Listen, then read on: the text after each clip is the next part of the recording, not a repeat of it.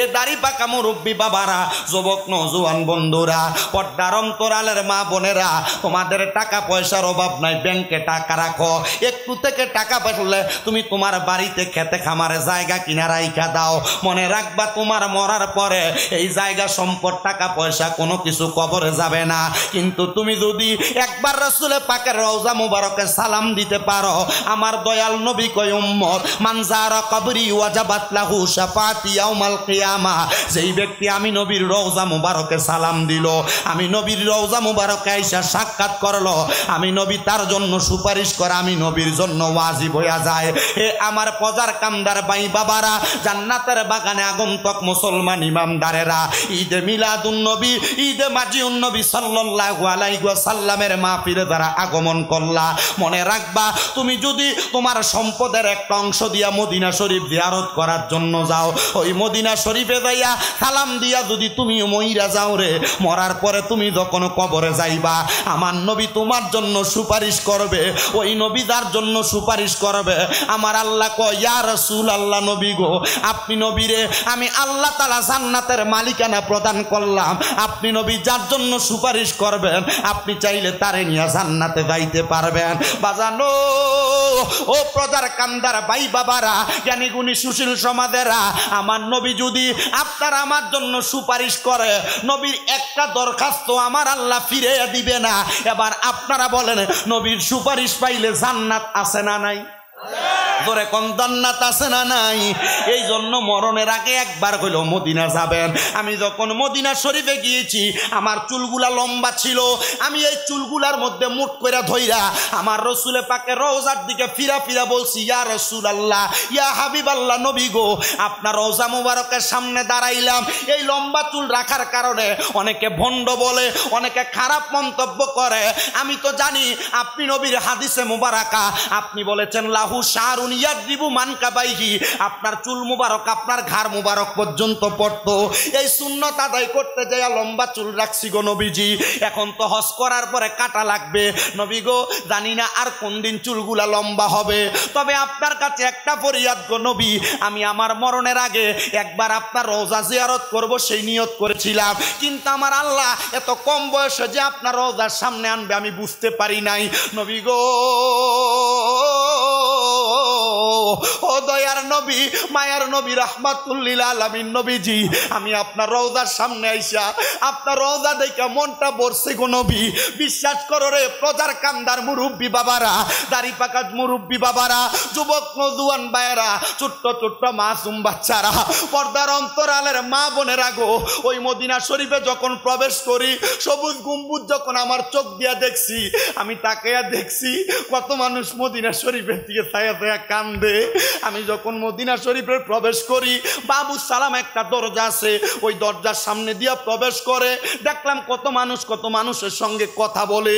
আমার সাথে একজন ভাই, উনি রওজার সামনে যাইয়া আমি দেখলাম চোখের পানিগুলা ফালায়া কান্দে।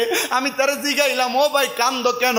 হে আমার উল্টে প্রশ্ন করে হুজুর আপনার চোখেও তো পানি, আপনিও তো কান্দেন। আমি চিন্তা করলাম এই কান্নাই এমনে এমনে আসে না, নবীর প্রেমিক নবীর রওজার সামনে গেলে এমনে চোখের পানি চলে আসে। আইরে ও প্রজার কান্দার বাবারা, ও নবীর উম্মতের দলেরা, ওই কান্না না শুধু, আমি আমার নবীজির রওজাতে একখানা 7 দিন দাঁড়ায় দাঁড়ায় সালাম দিছি। আমি সালাম দেওয়ার পরে যেই দিন মদিনা থেকে মক্কায় চলে যাব, আমি আমার নবীজির সামনে বলছি ইয়া রাসূলুল্লাহ, আপনার রওজা এত সুন্দর, আর কোন দিন আসবো জানি না।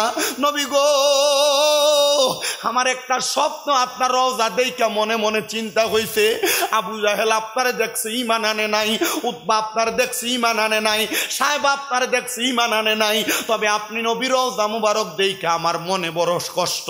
নবী গো মরার আগে যদি একবার আপনি নবীর দিদার পাইতাম, আমার প্রাণটা জুড়াইতাম, আমার প্রাণটা জুড়াইতাম গো নবীজি। ও মায়ার নবী, আমারে মরণের আগে একবার আপনি আপনার দিদারে মুস্তফা দান কইরেন। আর বলছি বাংলাদেশের ওয়াজ মাহফিলে গেলে কত হাজার হাজার মানুষের সামনে আপনি নবীর দুরূদ পড়ি, শান গাই, গুণকীর্তন করি, নবী গো তারাও তো মদিনা শরীফ আসতে চায়, তাদেরকে একবার হইলো আপনি মদিনা শরীফে আসার মতো তৌফিক দান করেন, তাদেরকে একবার হইলো মদিনা শরীফে আসার তৌফিক দান করেন। ও বাবা টাকা আছে কিনা জানি না, মনে মনে শুধু নিয়ত করবা, এখন পারবা কিনা জানি না, 5 ওয়াক্ত নামাজ পড়া নামাজের পরে আল্লাহর কাছে দোয়া করবা। যদি তখনও না পারো, রাত্রে যখন ঘুমাইবা ডান হাতটা ডান গালের নিচে দিয়া পাগুলার মিমের মতো বাঁকা কইরা আল্লাহর কাছে কইবা, আল্লাহ যেই নবীর জন্য আমারে বানাইছেন, যেই নবীর কারণে আপনি প্রকাশ হইছেন, যেই নবীর উপর কোরআন নাজিল করছেন, যেই নবীরে দুনিয়ার জমিনের সবাই সম্মান করত, ইহুদিরা আলামিন মানত, মুসলমানেরা তাজিম করত, নবী গো ওই নবীরে না দেখে একবার মরণ দিয়েন না। আপনি বারবার বারবার বারবার কান্নাকাটি করবেন। আমি জানতে চাই যদি আপনি মক্কা মদিনা যাইতে পারেন আর না পড়েন, আপনি যদি নবী নবী বলে কান্দেন, মরার আগে আপনার কিশোরগঞ্জের ইটনা থানার এই প্রজার কান্দার ঘরে আইসা আমার নবীজি আপনারা দিদার দেওয়ার ক্ষমতা আছে না? না, এই বিশ্বাস কার কার আছে? 2 হাত তুলে আমার আল্লাহ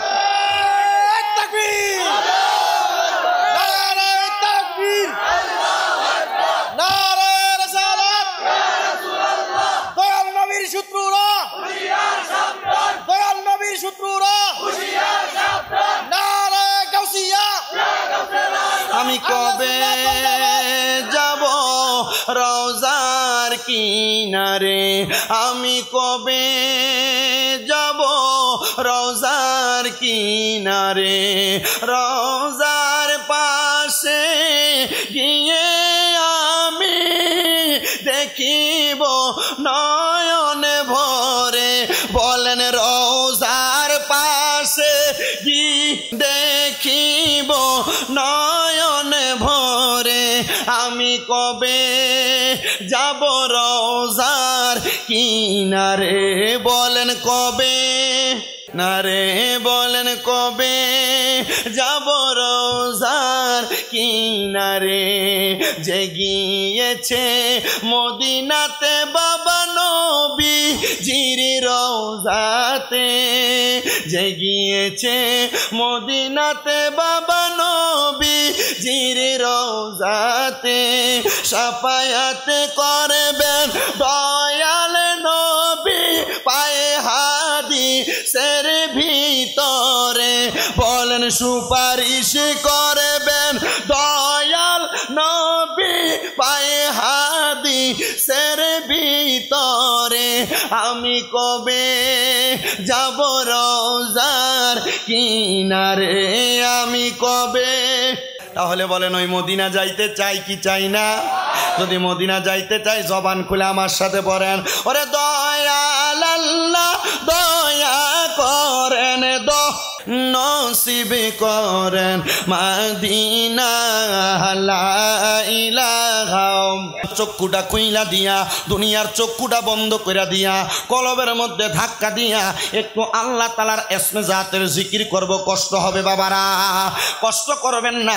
বাকা বিল্লার শুরুতে আল্লাহ তাআলা জিকির করবেন, আল্লাহ তাআলা রঙে রঙিন হয়ে যাবেন। দেখবেন আমার আল্লাহ তাআলা আপনার জীবনের গুনাহ মাফ করে দিবে। মুহাব্বতের আওয়াজে উচ্চ কণ্ঠে আল্লাহ তাআলার একটু ইসমে জাতের জিকির করেন, আল্লাহ আল্লাহ আল্লাহ আল্লাহ।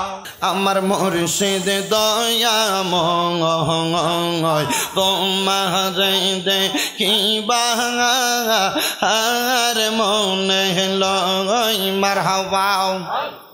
জবানটা খুইলা আল্লাহ ডাকে সর নাই।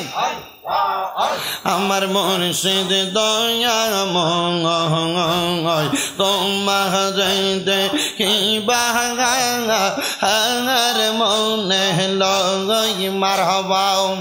তোমার না দেখলে বক্তার মনে লাগে বয় মুর্শিদ।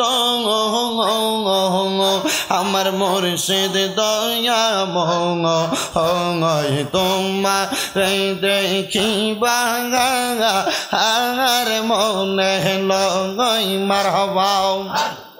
একসাথে আল্লাহ রে আইরে কদম ডালে বৈশাখ দয়াল বাজাও নামের বাসি মারহাবাও বাঁশির সুর শুনিয়া পাগল হইয়া চুইটা চুইটা আসি বাজানো গো আমার মুর্শিদ দয়া তোমার দেখিবা হাঙার মনে মারহাবা আরে অন্তর কান্দে অন্তর জলে তোমার বিরহে অন্তর কান্দে অন্তর জলে তোমার বিরহে হারাইলাম মোর কর্ম দোষে দোষ দিব কারে হারাইলাম মোর কর্ম দোষে দোষ দিব কারে জালা রঙইল পান কইলাম কইলাম না কথায় আমার বাগদাদির সহনে মারহাবা জালা রঙইল পান কইলাম না কথায় আমার শাহাপুরীর সহনে মাশাআল্লাহ জালা রঙইল মনে প্রাণ কইলাম না কথায় আমরার মুর্শিদের সনে মারহাবা আল্লাহ আল্লাহ আইরে জালা জালা বড় জালা অন্তর পুইরা কালা হাইরে জালা জালা বড় জালা অন্তর পুইরা কালা মুর্শিদ সনে প্রেম করিয়া কয়জন আছে বালা হাইরে কাউকাব সনে প্রেম করিয়া কয়জনের মন বালা জালা রঙইল মনে পান কইলাম না কথায় আমার কাউকা বাবার সনে মারহাবা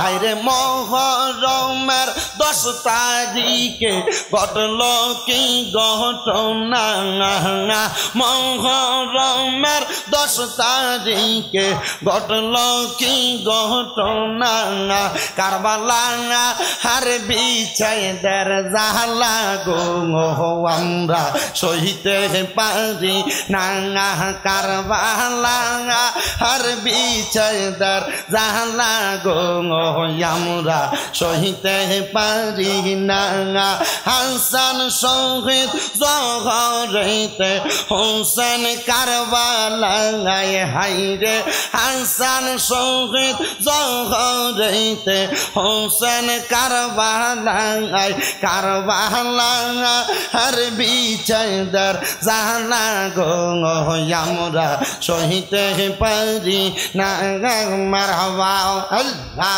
আল্লাহ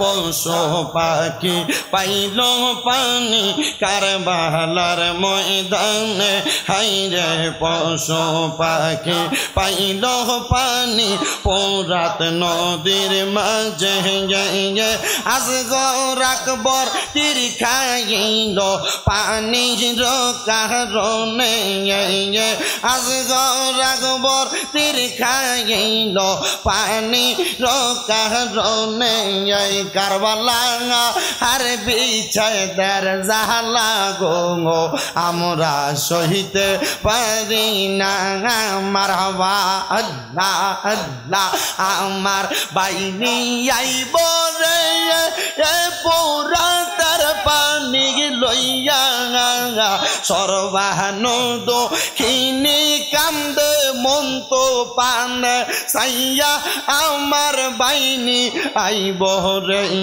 মারহাবা আল্লাহ কাশ্মীর লাগাস গোদার পৃষ্ঠেতে চড়িয়া আপন স্বজনের কাছে পৌঁছি লইয়াছিয়া তার মাইরা আন্দার করলো মদিনার ভুবন আল্লাহ কে মারলো রে মারহাবা আল্লাহ কে মারলো রে মায়ার দত নার রতন কে কারিয়া নিল মায়ার বুকের জাদু দগন আল্লাহ কে মারলো রে আল্লাহ কাশ্মীর লাগাস স্বজন যখন দেখিল আসমান ভাঙ্গা দেন তাদের মাথাতে পড়ল ঘরে বাইরে লাগলো আগুন কাশ্মীর লাগিয়া আল্লাহ কে মারলো রে আল্লাহ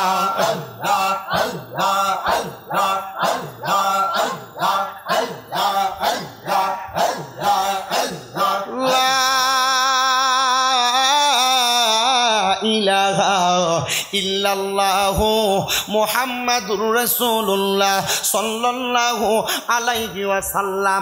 একটা জবানও বন্ধ রাখবেন না, জবানটা খুলা কোন জিকির করলাম কার বাদার আমার শুধু আল্লাহর জিকির করি নাই, আল্লাহর জিকিরের মধ্যে নবীর শান গাইছি, আল্লাহর জিকিরে আহলে বায়াতের শান গাইছি, আউলিয়া কেরামের শান গাইছি। আর ডাইনে বামে না যাইয়া ধারাবাহিক আমার আলোচনায় চইলা যায়। আমি আপনাদের কাছে কোরআনুল কারীমের একটা আয়াতে কারিমার অর্ধেক আর একটা আয়াতে কারিমার পরিপূর্ণ তেলাওয়াত করেছি। আমার আল্লাহ কোরআনুল কারীমে কয় বিসমিল্লাহির রহমানির রহিম লা ইয়াবুন নারি ওয়া আসহাবুল জান্নাহ। আমার আল্লাহ তাআলা কয় জগতের বান্দারা, আমি আল্লাহ তাআলা কত সুন্দর কোরআনের আয়াত, আল্লাহ কয় লা ইয়াস্তাবি আসহাবুন নারি ওয়া আসহাবুল জান্নাহ। আল্লাহ কয় যারা জান্নাতি যারা দুজকি তারা একরকম না। আমার নবীর সাহাবায়ে কেরাম আমার দয়াল নবী রাহমাতুল লিল আলামিন নবীরে ডাক দিয়া কয় ইয়া রাসূলুল্লাহ আপনি যে বললেন লা ইয়াস্তাবি আসহাবুন নারি ওয়া আসহাবুল জান্নাহ, জান্নাতি এবং দুজকিরা একরকম না, তাইলে একরকম না কেন? তাদের মধ্যে পার্থক্যটা কি? আমার নবী কয় আসহাবুল জান্নাতি হুমুল ফাইজুন, যারা জান্নাতি তারা হইল সফল কাম, যারা জান্নাতি তারা হইল প্রধান, তারা হলো ধন্য, তারা হলো সবচাইতে সফল কাম। ইয়া রাসূলুল্লাহ নবী গো, তাহলে যারা জান্নাতি তারা সফল কাম, জাহান্নামী যারা দুজকবাসী যারা তাদের অবস্থা কেমন? আমার দয়াল নবী কয় ফি নারি জাহান্নামা খালিদিনা ফিহা, যারা জাহান্নামী তারা চিরস্থায়ী বাসিন্দা হইয়া জান্নাতে থাকবে। হে পর্দার কান্দার ভাই বাবারা, হে পর্দার কান্দার পর্দার অন্তরালের মা বোনেরা, এছাড়া আমার ভাই বাবারা বন্ধুরা, আমার আল্লাহ তাআলা জগতের বান্দাদেরকে জানাইয়া দিচ্ছে তাহলে জান্নাতি এবং জাহান্নামীর মধ্যে পার্থক্য আছে না নাই? কেমনে কয় আবার জোরে কন্যা আছে না নাই? জান্নাতীদের মধ্যে এবং জাহান্নামীদের মধ্যে পার্থক্য কেমন? পার্থক্য একটু জানার চেষ্টা করেন, একটু বোঝার চেষ্টা করেন। এবার আমার আল্লাহ তাআলা জানাইয়া দেয় জান্নাতি হলো তারা। আল্লাহ জান্নাতি কারা আমার তো জানতে বড় ইচ্ছা হয়। আমার আল্লাহ কয় ইন্নাল্লাযীনা আমানু ওয়া আমিলুস সলিহাতি উলাইকা হুম খায়রুল বারিয়া। আল্লাহ কয় নিশ্চয় যারা ঈমান আনে এবং নেক আমল করে তারা হইল পৃথিবীর সবচাইতে ভালো মানুষ। ও আল্লাহ আপনার কাছে জানতে চাই এরাই যে তো পৃথিবীর সবচাইতে ভালো মানুষ, এই ভালো মানুষে ভালো থাকার কারণে আপনি কি প্রদান করবেন? ও মুসলমান, কাদেরকে ভালো বললেন একটু মনোযোগ দিয়া শোনেন। দুই শ্রেণীর মানুষকে ভালো বললেন। এক নাম্বার হলো ইমানদার, দুই নাম্বার হলো নেক আমল করনেওয়ালা। ইমান আছে আমল নাই, ইমানের কোনো দাম নাই। আমল আছে ইমান নাই, আমলের কোনো দাম নাই। যদি আমলের দাম বাড়াইতে চাও ইমানকে তাজা করো, যদি ইমানকে তাজা রাখতে চাও আমল করো, আমল করো। ভাইও গভীর মনোযোগ দিয়া শুনেন, কেন ইমান আনবেন, কেন নেক আমল করবেন। এবার আমার আল্লাহ কয় জগতের বান্দারা একটা কারণে ইমান আনবা, একটা কারণে আমল করবা। আল্লাহ কেন? আল্লাহ কয় জাযাউহুম ইনদা রাব্বিহিম, আমি আল্লাহ পুরস্কার দিব তোমাদেরকে এই জন্য। এবার আপনারা বলেন পদার কামদার ভাই বাবারা, বন্ধুরা, পর্দার আড়ালের মা বোনেরা, আল্লাহ যদি পুরস্কার দেয়, দুনিয়াতে খেলাধুলা করলে স্কুলের মধ্যে পুরস্কার দেয়, দুনিয়াতে কোনো সেমিনার হইলে সেখানে পুরস্কার দেয়, দুনিয়ার কোনো প্রতিযোগিতা হইলে পুরস্কার দেয়, তো দুনিয়ার পুরস্কার যারা দেয় তারা তো আল্লাহর চাইতে বড় না, তুলনা করো ভুল হবে। এবার বলেন আল্লাহর পুরস্কার ছোট না বড়? তাহলে আল্লাহর দেওয়া পুরস্কার দামি না কম দামি? ছোট না বড়? কেমন বড়? বলে হুজুর অনেক বড়। এবার আমার আল্লাহ তাআলা কয় ওই পুরস্কারটা হলো জাযাউহুম ইনদা রাব্বিহিম জান্নাতু আদনিন, ওই পুরস্কারটার নাম হলো জান্নাতুল আদন। আরো জোরে কন্যা সুবহানাল্লাহ। ভাইও আমার গভীর মনোযোগ, ওই জান্নাতুল আদন কত সুন্দর জান্নাত। মনে করেন এই প্রচার কান্ডার কোনো মানুষ ব্যবসা করার জন্য আজমিরিগঞ্জ বাজারের মধ্যে একটা দোকান ভাড়া নিবে, ভাড়া হইল মাসে 5,000 টাকা। এখন কেউ যদি আইসা বাজার থেকে বললো ভাই একটা দোকান আছে ভাড়া 5,000 লইবাইনি, হ্যাঁ কি না দেখা বলবো হ্যাঁ 5,000 দিয়ে দোকান লইলাইমু? না দেখা নিবিনি? নিবে না। সাহাবায়ে কেরাম আমার নবীরে প্রশ্ন করি, ইয়া রাসূলুল্লাহ, নবী গো আপনি বলেন না ওই জান্নাত দেখতে কেমন? আমার নবী কয় তাজরি মিন তাহতিহাল আনহার, এত সুন্দর জান্নাত, ওই জান্নাতের নিচে দিয়ে একটা নহর প্রবাহিত হবে। নবী গো ওই জান্নাতের নিচে দিয়া নহর প্রবাহিত হবে। কেমন নহর? ওই জান্নাতের নদীর মধ্যে আমার আল্লাহ তাআলা 4 প্রকারের পানি প্রবাহিত করবে। এই এলাকার কাল্লি নদীর মধ্যে এক প্রকারের পানি সাদা রঙের, এটাই শুধু নদী দিয়া যায়, কিন্তু জান্নাতের মধ্যে যেই পানি প্রবাহিত হবে এই পানিটা এক রকমের পানি না, একটা নদী দিয়া 4 রকমের পানি প্রবাহিত হবে। 1 নাম্বার পানির নাম হলো ইন্না আতাইনা কাল কাউসার। সাহাবায়ে কেরাম কই ইয়া রাসূলুল্লাহ, ইয়া হাবিবাল্লাহ, নবী গো ওই কাউসারের পানি কারা পান করবে? আমার নবী কয় যারা ইমানদার, যাদের অন্তরে আল্লাহ নবীর ভালোবাসা ছিল, তারাই ওই জান্নাতের পানি পান করবে। নবী গো আর কি পানি আছে? আমার নবী কয় 2 নাম্বার সারাবাম তাহুরা আছে। ও নবী সারাবাম তাহুরা কারা পান করবে?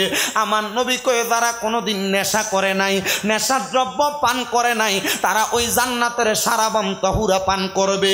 ও মায়ার নবী 3 প্রকার কোন পানি? কয় জান্নাতের লাবান দুধ থাকবে।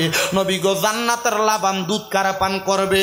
কয় যারা কোনোদিন পরের হক মাইরা খায় নাই।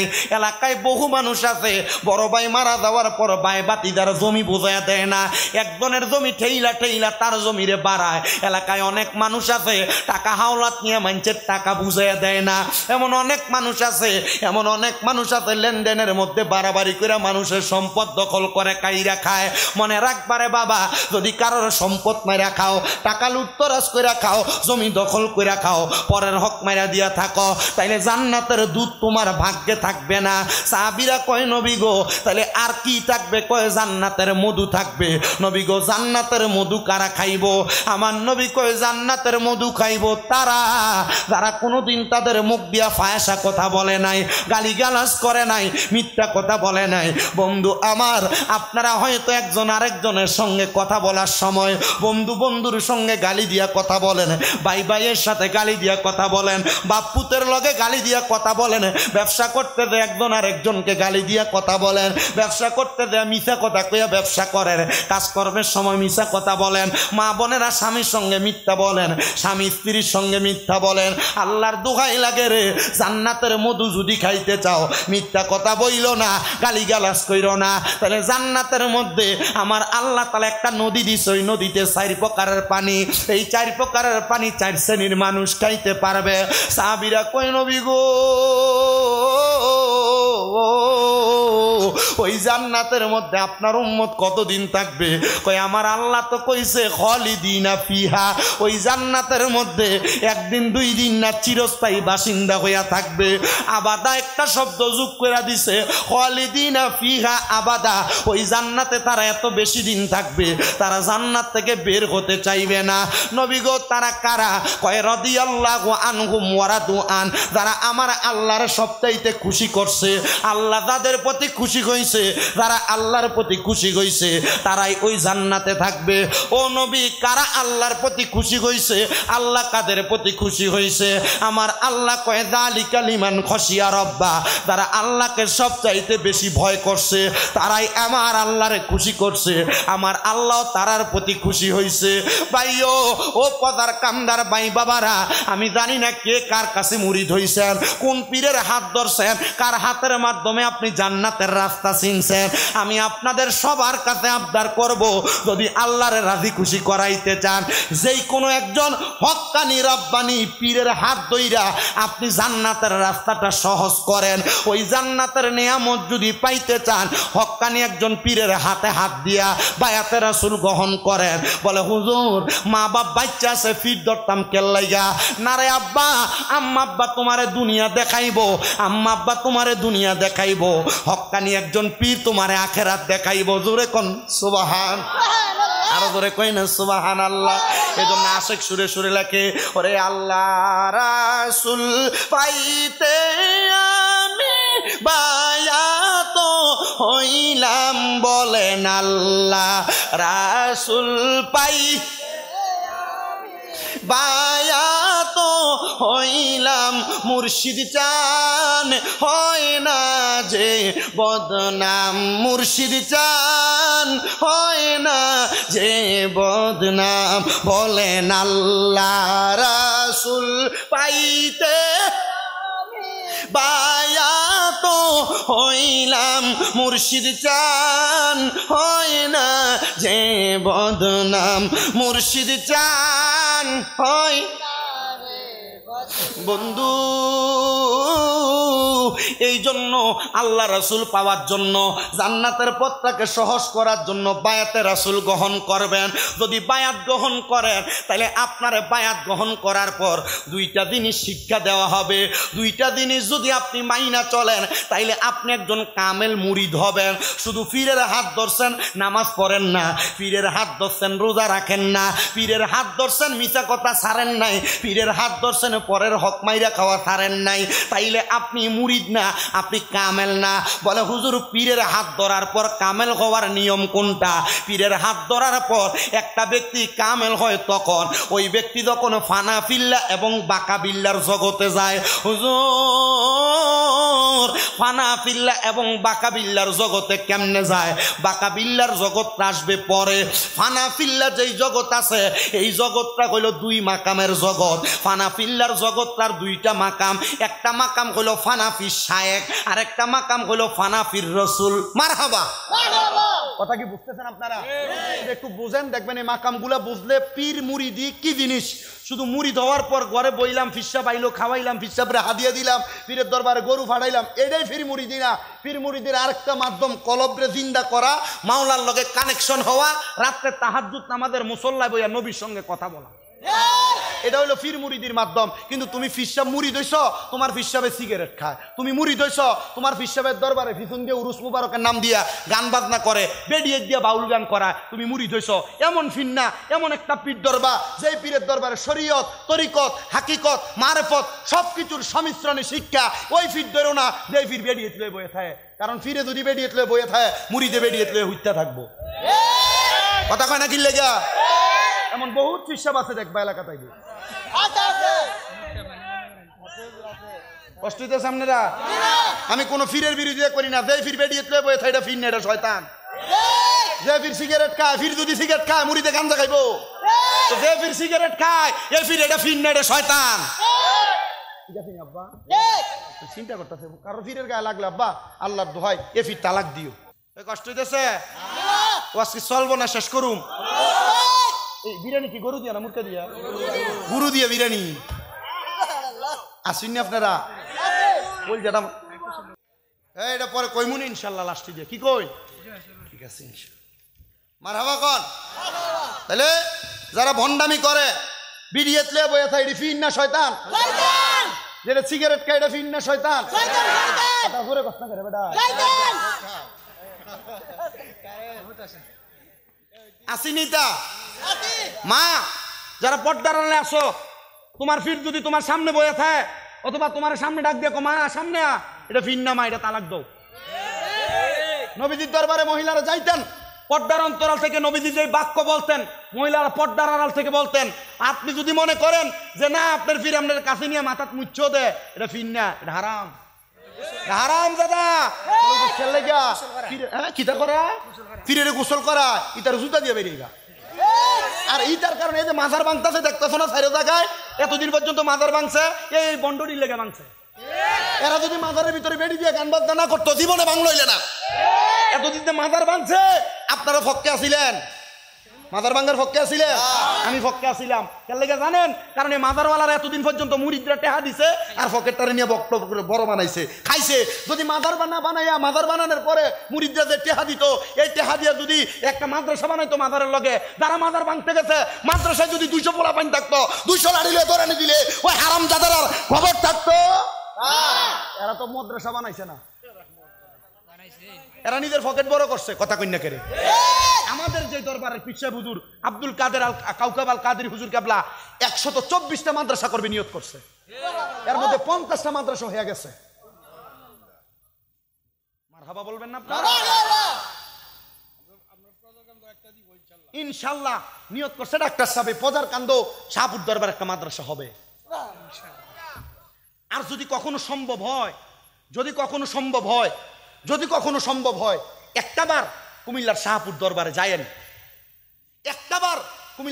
দরবারে যায়েন দেখেন অন্যান্য দরবারের পরিবেশ আর এখানের পরিবেশ আমি কই না অন্য দরবার খারাপ সব দরবার ভালো যারা শরীয়ত তরিকত হাকিকত মারেফত সবকিছুর সংমিশ্রণে দরবার চালায় ভালো আপনি এখানে একবার যাইয়েন বলে হুজুর আমি না অমুক পীরের হাত ধরছি শাহপুর যাইতাম কেন লাগিয়া আরে আব্বা পীর একজনের হাত ধরলে আরেক দরবারে যাওয়া যায় আমরা সিস্টেম হইলো এ ফিসা পাইলে আমি যাইতাম না আমার ফিসা পাইলে তে আইতো এডি করেন না মনে রাখবেন সোহবতে সালে তোরা সালে কোনাত ভালো মানুষের সোহবতে গেলে ভালো কিছু পাওয়া যায় যে ফিরে আয়ুক এলাকায় ওই ফিরের সোহবতে যাইবা কইও না যে আমি অমুকের মুরিদ দরকার কি বলে হুজুর আমার একটু দোয়া করে অসুবিধা হইব সমস্যা হইব দেখবা তোমার ভবিষ্যৎ ভালো হইব মারহাবা কয় না কেন আর বিডিএর যারা পিসাবরার হাত ধরতে চাও বলে হুজুর আমরা মুরিদ হইতাম চাই যেই ফিরে ফর্দার আড়াল থেকে মুরিদ করাইবো মনে করবে এটা ফি আজ এটা সামনে দেবো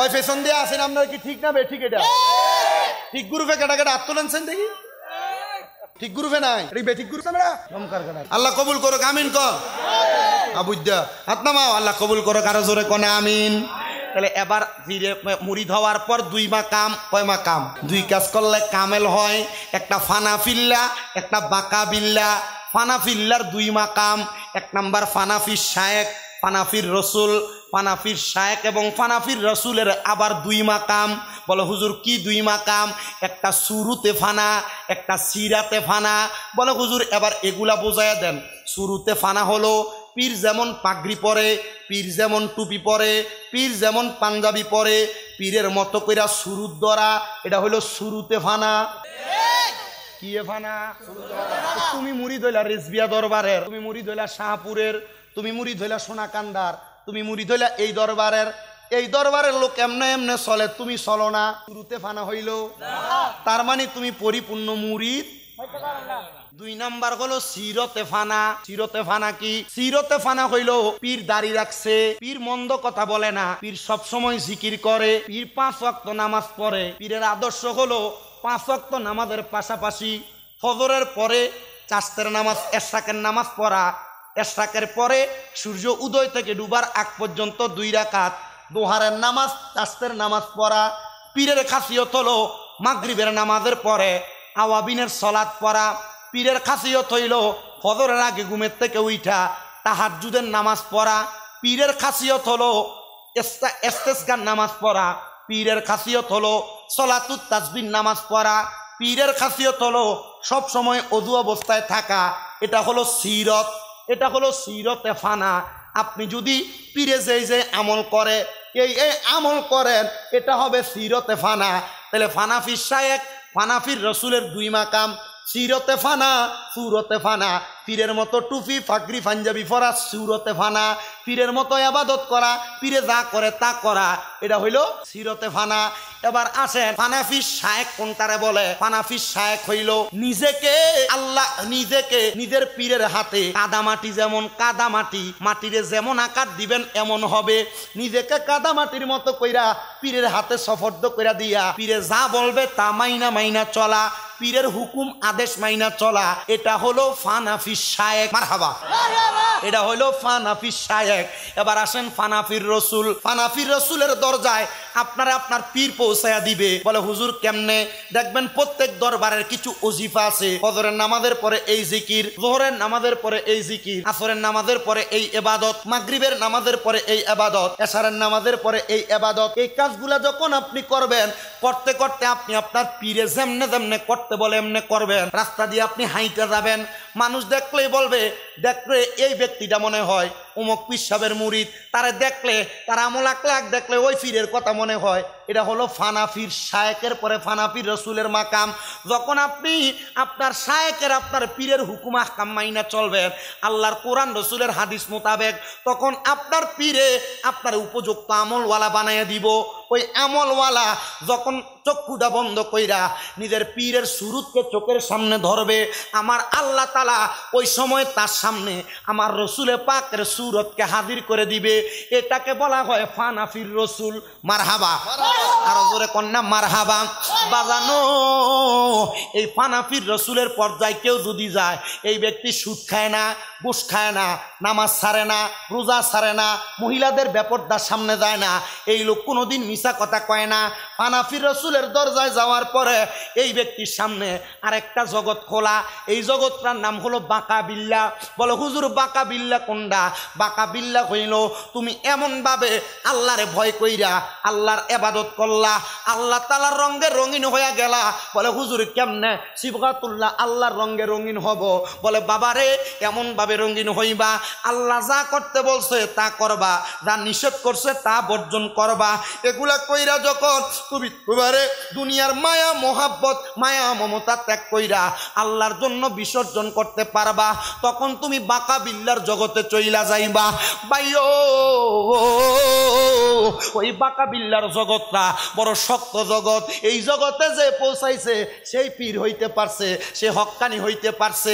আপনার কি মনটা চায় না আপনার এলাকার মধ্যে কত ফিসাব আসে, আপনার ফিসাব হইতেন? বলে হুজুর পীর হওয়ার দরকার নাই, আমার যে আমল আকলাক নিজে তো পার হইতে পারবো না, মুরিদ পার করবো কেমনে? আমি আপনাকে বলবো, আপনি আপনার খারাপ খাসিয়তগুলা বাদ দিবেন, ভালো খাসিয়তগুলা ভিতরে আনবেন। তো এমন একজন আল্লাহর বান্দার ঘটনার মধ্যে আমি চলে যাব, যেটা শুনলে আপনি আর আপনারা আমার আলোচনাটা বুঝতে পারবেন। একজন পীরের সোহবতে, হক্কানি ব্যক্তির সোহবতে গেলে আমার আল্লাহ তাআলা কেমনে মানুষের জীবন পরিবর্তন করে দেয়।